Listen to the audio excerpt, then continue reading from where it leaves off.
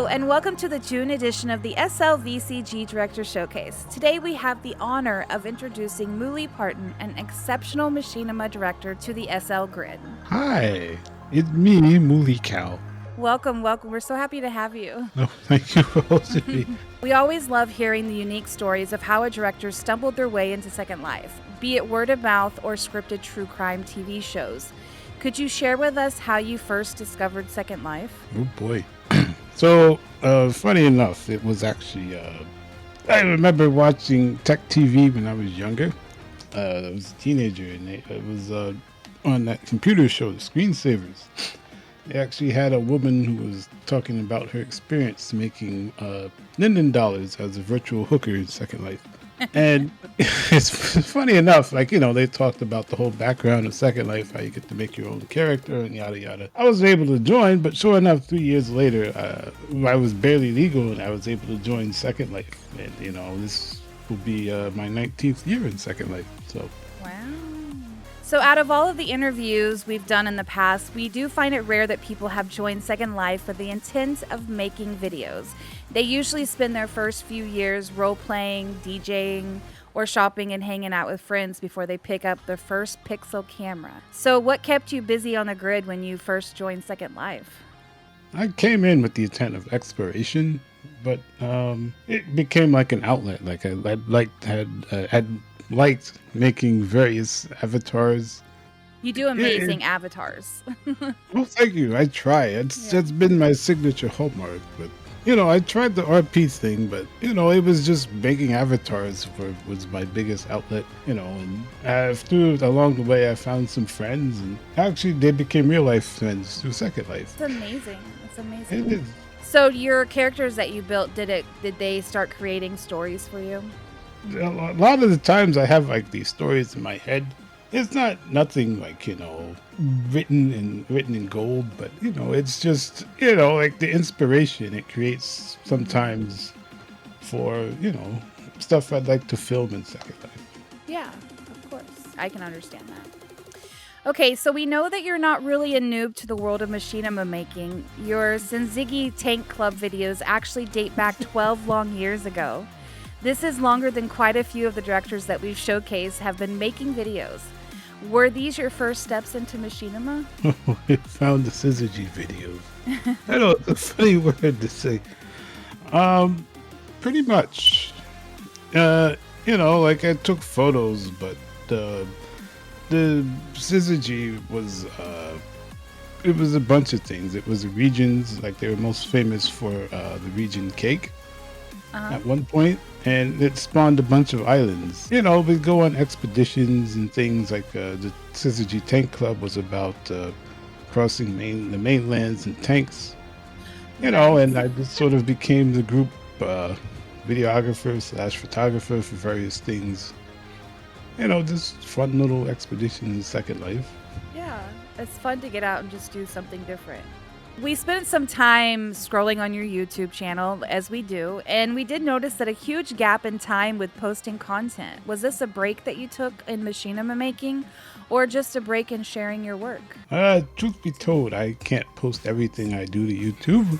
I mean, honestly, I am fluid between non-safe for work content and safe for work content. So I used to have a Flickr I used to post to, but they got bought out and I didn't like what was going on. And so Flickr cannot be seen. So then I had moved to Twitter, and then Twitter got bought out. So now I'm on Print Feed and I'm trying to upload my back catalog, but it's just that typically I actually do just post stuff in Discords. Yeah. So, various groups and things. But I'm active. It's just you may not see me active. Yeah. So you're still making content. We just may not be able to catch it on the normal socials. Exactly. Yeah. I like my little quiet space. Yeah. Underground Not Safe for Work with Moolly. Let's start that channel. Oh gosh. We love all of your videos, whether they're not safe for work or whether they are. So we're definitely not complaining when you share them in our Discord. Oh, Thank you. Yeah, of course. One of the first videos that helped introduce Moolly Parton to the SLVCG community was rather humorous commercial where the audience got to watch your character trying to sell us a car. It was one of my favorites, actually. I loved that video. Here's a quick sneak peek for the viewers. You've seen us on Facebook Marketplace. You read us in Twitter posts. In fact, perhaps you've even seen the owner's mugshot. Moolly Parton, the owner of Moolly's Truck Emporium, 345 El Camino Real in the region of Mother Road. Now, right off the bat, it was clear that you were going to be a very unique director showing us things that we don't normally see. And to be honest, while I'd love to be able to rent a space in your head for just a day, I figured it would just be easier to ask you what exactly inspires your creativity. Oh, I wouldn't advise visiting someone else's head like myself. Are we going to get lost? It'll get lost, it's a whole bunch of nonsense. But I actually started watching out the old vintage 60s, 70s, and 80s commercials, and like things like the Burton Music Library, which is like a royalty-free library, which like the old TV of yesterday used to use. Yeah. So like a lot of the 60s and 70s and 80s like theme songs or commercial breaks, I found those interesting. And, it just provides random inspiration because I used to sing when I was younger. And I find that with music, it kind of just inspires me at random. Mm-hmm. So, like various chords and melodies. I'm one of those people who don't listen to the words. I actually listen to the music. Yeah. So we don't know if you realize this or not because you're so humble, but you're a very well-rounded director. Some directors can excel in stunning visuals, while some excel in storytelling, but you have actually excelled in both.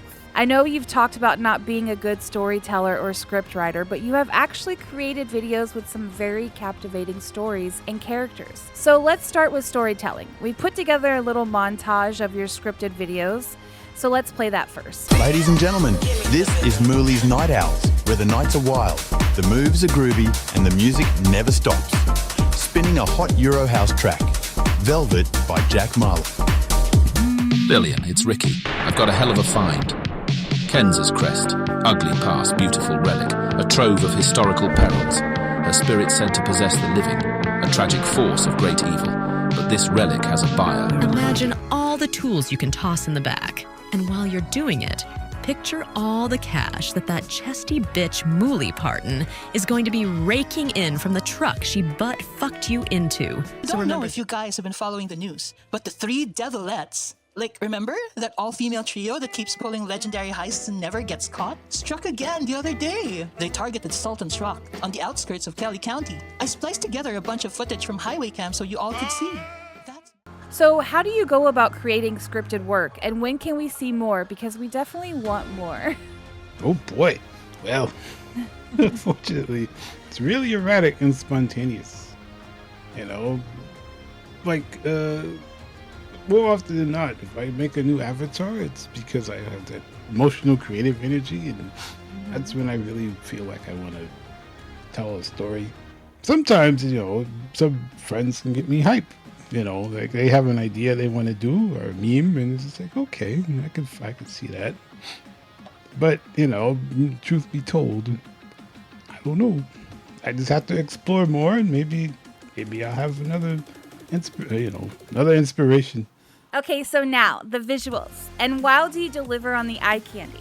You create the kind of visually stunning videos that make some of us want to just yeet our PCs right out the window. Oh no, don't do that.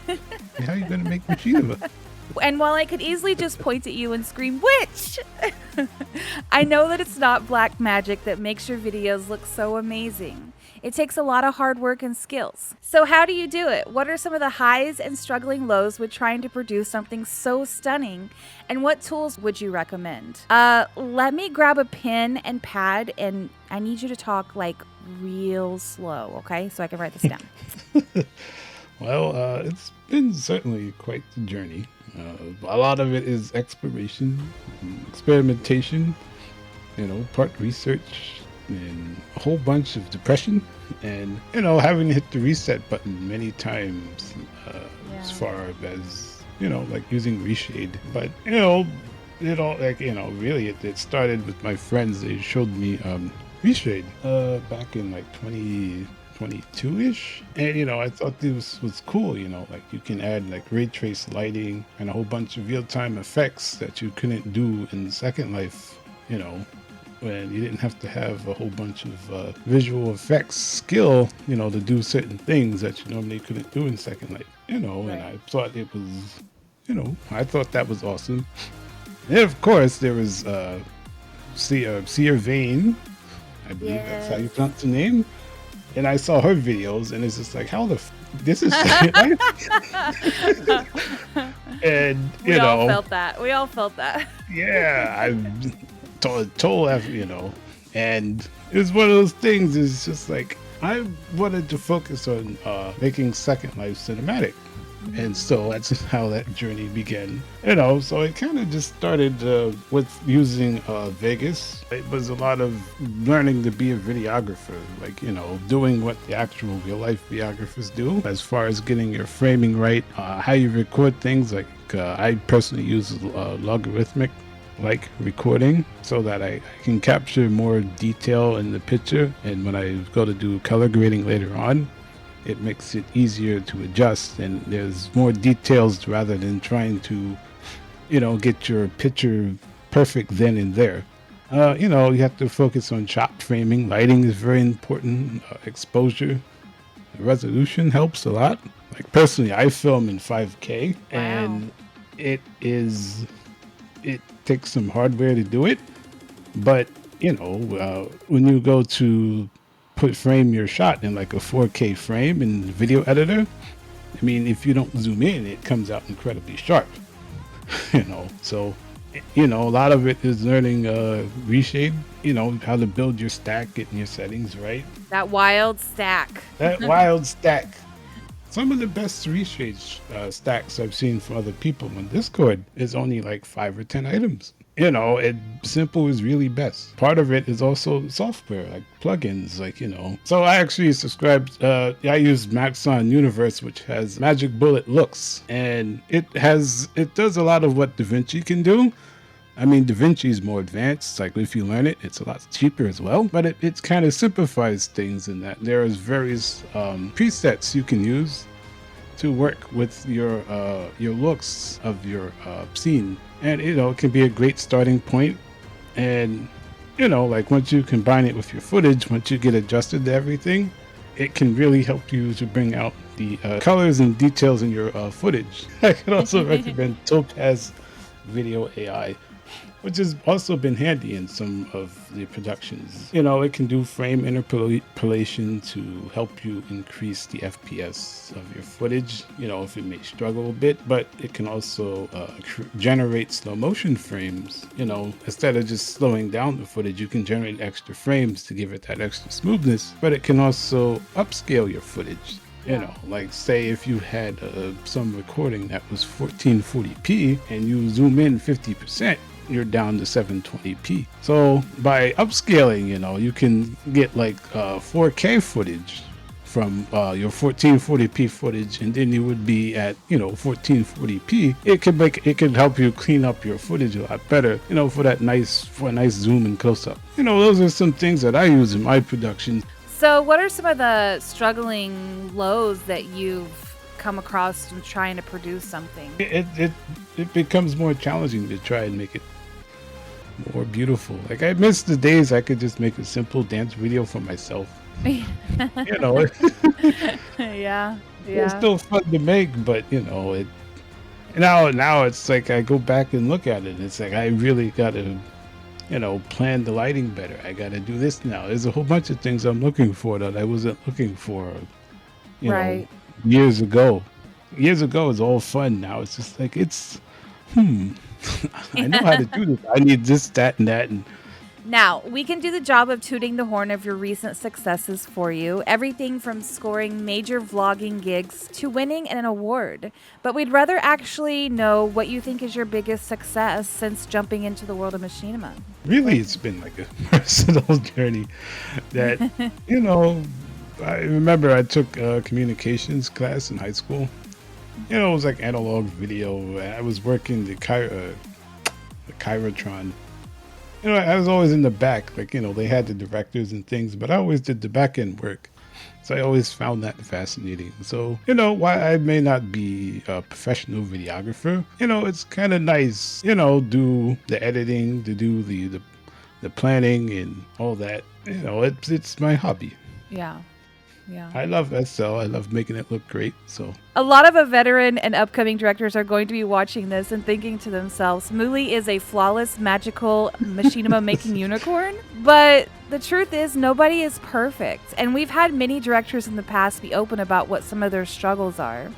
So what does Moolly, the magical unicorn, struggle with? Everything. I know one of my weaknesses, I definitely feel I don't have that eye that a director would have. You get that feeling like in your gut where, there's something where, it should have been, it would have been, but it's not that, it just doesn't have that magic. And so I wish I had more of the more detail oriented sort of eye. I wish I could write more engaging stories. My stories I feel like they're kind of simple, and I would love to write something just more in depth. Practice. Yeah, I know. I have the writing skill of a brick. Maybe one day you can challenge yourself to writing a short film. Maybe one day. Maybe one day. Not like, but maybe one day. Now, as a machinima director myself, I can attest to the fact that we love our videos like children. Even the ones we nitpick until our eyes are numb and staring at the screen for hours. And much like a parent loves a child, we should probably never have favorites. But let's be honest, we do have our faves. So what are your favorite 3 videos that you've created and why? Oh, wow.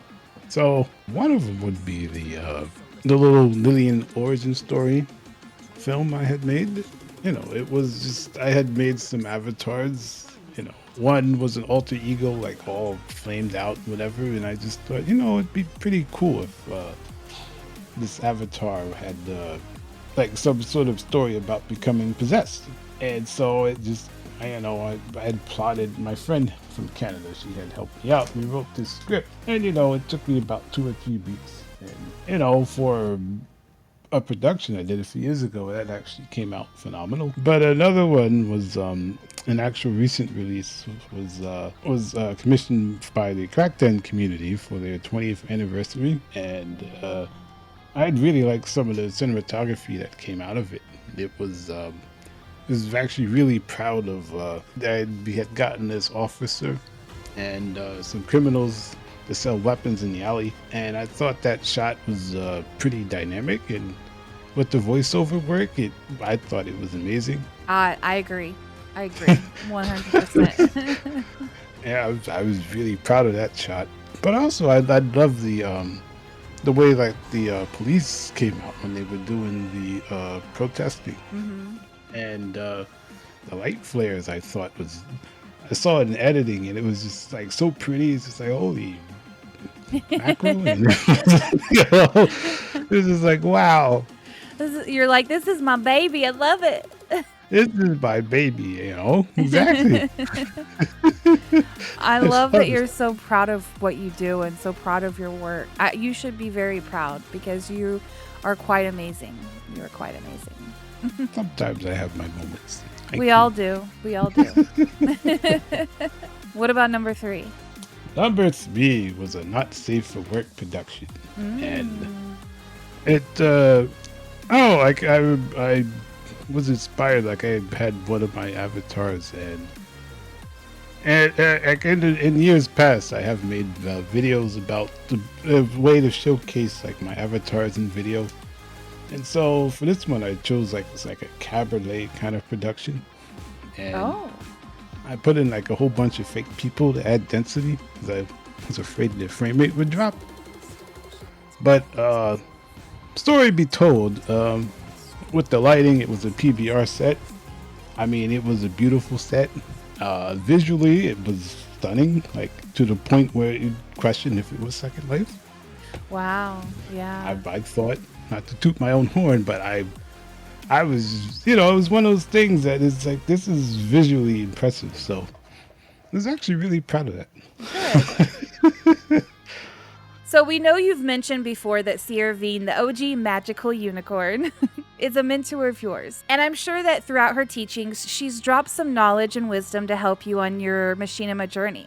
So thinking of all the future SL directors out there who are watching this interview, what are some words of wisdom you'd like to share with them? I would say you have to be willing to learn and struggle.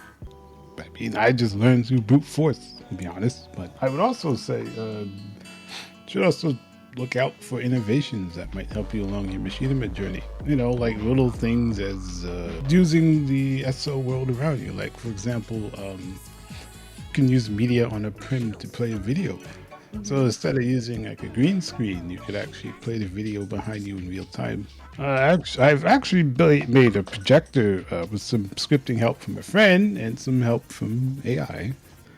You could actually toss in a sequence of images in alphanumerical order, and the projector will play them out and project them like an actual projector. So what does the future hold for Moolly Parton? Is there anything you're working on that you'd like to plug or something that you would like to accomplish in the coming years? I have no major projects of my own at the moment, so but I'd really love if I would ever run into good fortune, I'd love to drop like an animation pack that the community can use. Animations that aside from dancing that might be more useful in machinima. Well, it's been an absolute pleasure having you here today. But before we end this interview, our producer Rizzo is going to kill me if I don't ask you. What's up with this one?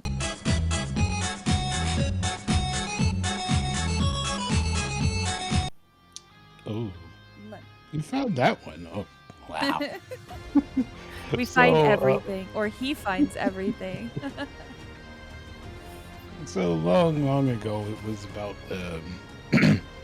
my friend was trying to help his spouse learn how to do the dance in SecondLife. She thought it was cute, so I had to break down the dance moves. I recorded the front and back, and I think it was side.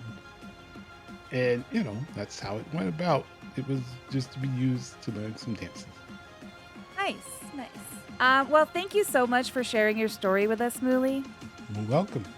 Thank you for inviting me. Of course. And thank you, everyone, for tuning in. If you enjoyed this video, please click that fancy little like button and don't forget to sub. We'll see you next month where we'll have another amazing SL director to showcase for you.